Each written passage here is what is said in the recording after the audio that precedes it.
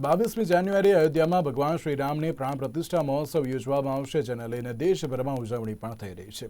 હિંમતનગરના છાપરિયા રામજી મંદિરથી ન્યાય મંદિર સુધી રૂટ માર્ચ અને ફૂટ પેટ્રોલિંગ કરવામાં આવ્યું હતું, જેમાં એસપી, ડીવાયએસપી, એલસીબી, એસઓજી, સ્થાનિક પીઆઈ સાથે પોલીસ પણ જોડાઈ હતી. છાપરિયા 4 રસ્તે પહોંચ્યા બાદ તમામ અધિકારીઓ અને પોલીસ જવાનો 11 વાહનોમાં બેસીને રૂટ માર્ચ પેટ્રોલિંગ શરૂ કર્યું હતું. મહાવીરનગર 4 રસ્તે થઈને બી ડિવિઝન પોલીસ સ્ટેશન વિસ્તારના આંબાવાડી રેલવે અંડરબ્રિજ થઈને હુસૈની ચોક થઈને પોલો ગ્રાઉન્ડ 4 રસ્તા તેઓ પહોંચ્યા હતા.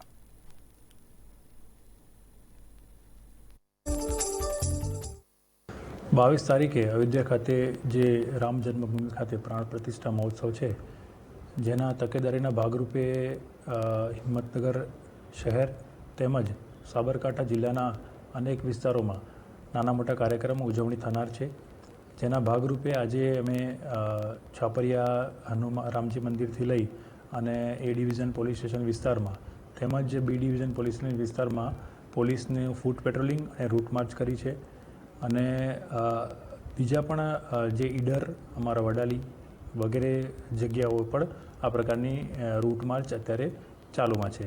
22 તારીખે સવારથી જ પોલીસ 10-2માં હાજર રહેશે અને તમામ અધિકારીઓને એમના પોઈન્ટ આપી દેવામાં આવ્યા છે અને કોઈપણ પ્રકારનો બનાવ ન બને અને લોકો શાંતિપૂર્વક ઉજવણી કરી શકે, ઉલ્લાસપૂર્વક ઉજવણી કરી શકે એવી અમારી તમામ તૈયારીઓ અમે પૂર્ણ કરી દીધી.